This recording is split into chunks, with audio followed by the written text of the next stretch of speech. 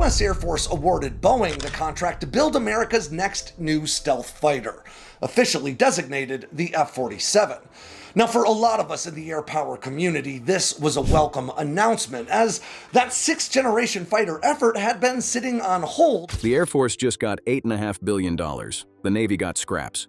$140 million. That is what the Pentagon's new budget offers for the Navy's next fighter. Less than the cost of a single F-35. Let that sink in. On one side, the Boeing F-47. Combat radius over 1,000 nautical miles. Mach 2+ supercruise. Stealth++.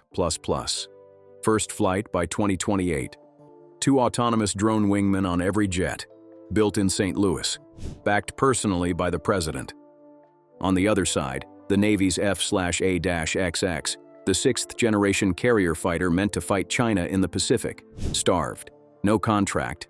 No winner. Frozen while the world burns. The White House calls it prioritization, senators call it gaming the budget, admirals call it a crisis. This is not hype. This is not a movie. This is the biggest shift in American naval aviation since the end of the Cold War. For the next few minutes, we're breaking down where that $8.5 billion is going, why the Navy's fighter was gutted, and why Congress is now openly at war with the Pentagon. If you believe America's carriers must stay the most lethal force on the ocean, type proud in the comments below. The budget breakdown. Fiscal year 2026. The F-47 gets $3.5 billion. $2.6 billion in base research and development. Another $900 million bolted on through the Republican reconciliation bill. Fiscal year 2027. Another $5 billion. Clean, unconditional baseline discretionary. All for the F-47. 3.5 plus 5 equals $8.5 billion in 24 months. Now compare that to F/A-XX. Fiscal year 2025, F/A-XX received $454 million. A real program with real money. Fiscal year 2026. The Pentagon's request, $74 million, an 84% cut. The stated purpose, quoting the White House, was to, quote, close out ongoing design work, not develop the jet, close it out. Fiscal year 2027, $140 million, and $72 million of that is tied to a future reconciliation bill that may or may not pass. Translation: the Navy's most important future fighter has $68 million in guaranteed funding for 2027. A single F-35C costs $100 million. The Navy's sixth-generation program was given less than the price of one F-35. What $8.5 billion is buying. Before we go any further, please take a second to like this video and subscribe. Over 98% of viewers watch without subscribing. It costs you nothing, but it means a lot to us. Now, what is that $8.5 billion actually building? The name is a tribute to the Republic P-47 Thunderbolt that helped crush the Luftwaffe in World War II, and to the founding year of the Air Force itself, 1947. President Trump openly acknowledged it also honors the 47th president. Political branding welded onto a weapons system. Former Air Force Chief of Staff General David Ulvin described the aircraft in one sentence. Quote, significantly longer range, more advanced stealth, more sustainable, supportable, and higher availability than our fifth-generation fighters. Here are the hard numbers. Combat radius, over 1,000 nautical miles unrefueled. The F-22 Raptor reaches 590. The F-35A reaches 670. The F-47 nearly doubles them. That one number solves the tyranny of distance problem in the Pacific. Top speed, greater than Mach 2, with supercruise. Sustained supersonic flight without afterburners. Stealth, the Air Force's own graphic labeled it, quote, Stealth Double Plus. The F-22 is Stealth Plus, an upgrade on the most stealthy fighter ever built. Propulsion, adaptive cycle engines from GE and Pratt & Whitney, each contract ceiling raised to $3.5 billion. Engines that change their bypass ratio in flight. Planned fleet, roughly 185 aircraft. First flight 2028, initial operating capability 2029. Per unit cost, approximately $300 million each. $300 million. For one fighter, that is the price of air dominance in 2029. The F/A-XX Starvation. Now let's talk about what the Navy is losing. F/A-XX is the Navy's sixth-generation carrier fighter, built to replace the aging Super Hornet. Built to fight in first day of war airspace over the Taiwan Strait, where the F-35C cannot reach the Chinese mainland and come home. Boeing and Northrop Grumman are the finalists. Lockheed Martin was eliminated in March 2025. Rear Admiral Michael Donnelly, the Navy's Chief Aviation Requirements Officer, confirmed F/A-XX will have a combat radius 25% greater than today's carrier fighters, around 837 miles. The F-47 reaches over 1,000. The Chinese J-36 reportedly reaches over 1,800. But 800 miles keeps the carrier beyond Chinese missile range. It keeps the pilots alive. Here's what nobody expected.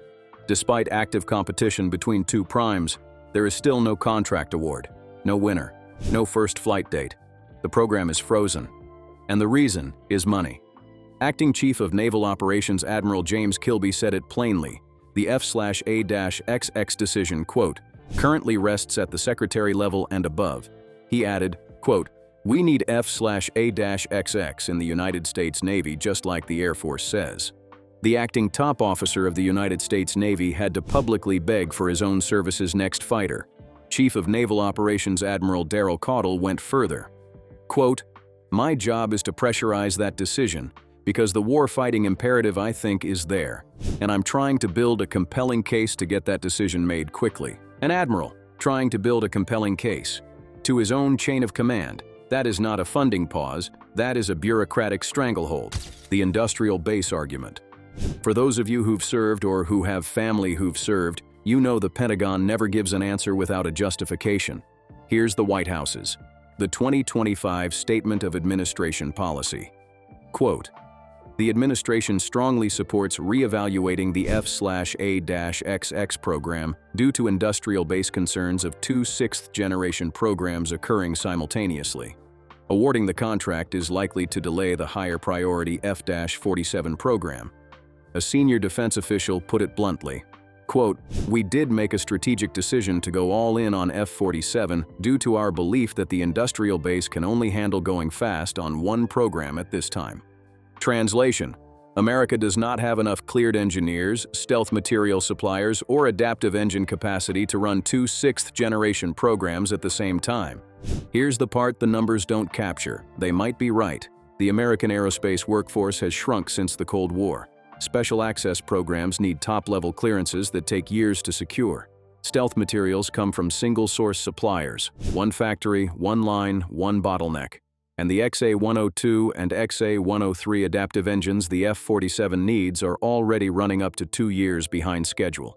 So the White House argument is not fake. It is rooted in real industrial weakness.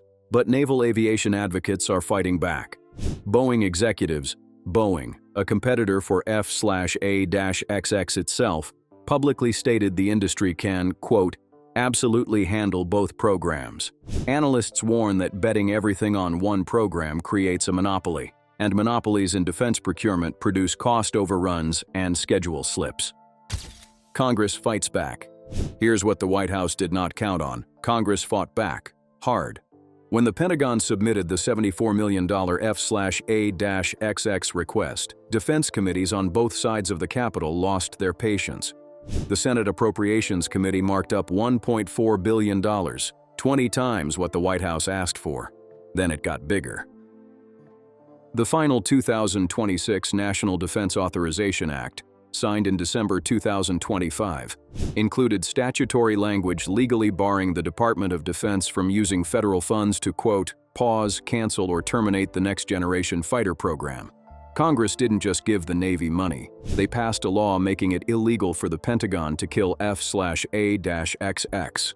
Final enacted 2026 funding, $1.7 billion, a total reversal of the Pentagon's intent. Senator Roger Wicker, Republican of Mississippi, chairman of the Senate Armed Services Committee, accused the White House of gaming the budget. Quote, this shortfall reflects efforts to game the budget in anticipation of congressional reconciliation funds, which were intended as supplemental, not a substitute.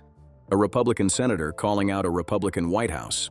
That is how serious this fight has become. Congressman Rob Wittman, vice chairman of the House Armed Services Committee, has been the program's most aggressive defender, personally securing hundreds of millions in appropriations language to keep F/A-XX alive. For 2027, Congress is already signaling another rescue, The $72 million reconciliation add-on tells you exactly what happens next. The base request is a political statement. The real money arrives through congressional action. The carrier air wing problem. Here's why this fight matters beyond spreadsheets.